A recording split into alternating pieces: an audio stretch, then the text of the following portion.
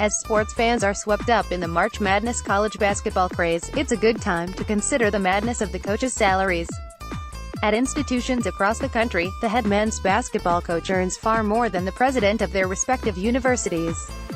University of Kentucky coach John Calipari will earn about $8 million this year, far more than President Ed Capelouto, who earns under $1 million annually.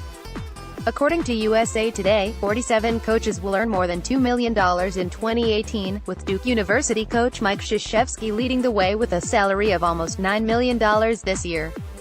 These large salaries have raised objections among many who point to the disparity between a coach's salary and the salaries of faculty and staff who actually educate students, as well as the exploitation of unpaid black athletes to support the lavish salaries of white coaches.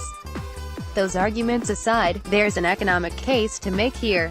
College coaches can command large salaries, often higher than professional coaches, because unlike the NBA, which gives half its revenue to players, the National Collegiate Athletic Association (NCAA) prohibits payments for college athletes.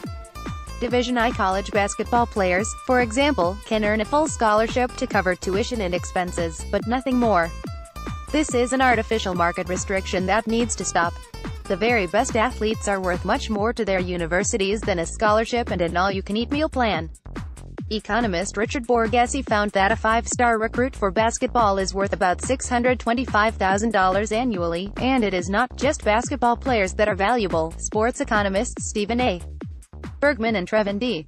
Logan from The Ohio State University estimated that a five-star top football recruit is worth more than $150,000 in expected bowl game proceeds and more than $500,000 per year to a university. Economists would define the NCAA as a cartel, because each university agrees to not pay more than a scholarship to purchase the athlete's labor. If schools just competed for athletes by paying them, then top athletes would be attracted to schools by salary offers, sometimes large ones. Of course, this restriction has its consequences. In order to entice top athletes to attend their university, programs must figure out what else will have value to these athletes. And that ultimately means employing the best coaches.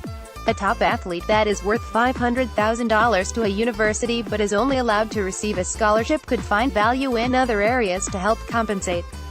A great coach might provide the kind of training that could best prepare the athlete to join a professional sports league like the NBA. If the best athletes want the best coach, then universities hire the best coaches because universities will earn a lot of money from recruiting top athletes. The coaching salary arms race continues, and thus the proliferation of coaches' salaries. If we simply paid athletes, coaches would still have value but not nearly as much. For example, suppose Louisville has the best college coach in the country, but offered an athlete a salary of $20,000 in addition to the full scholarship. Suppose UCLA had the 10th best coach, but offered that same athlete a salary of $35,000. You could imagine that many of the athletes in this situation would choose to take the higher salary over the best coach. Isn't it finally time that we allow the market to work, and give student athletes the compensation they deserve?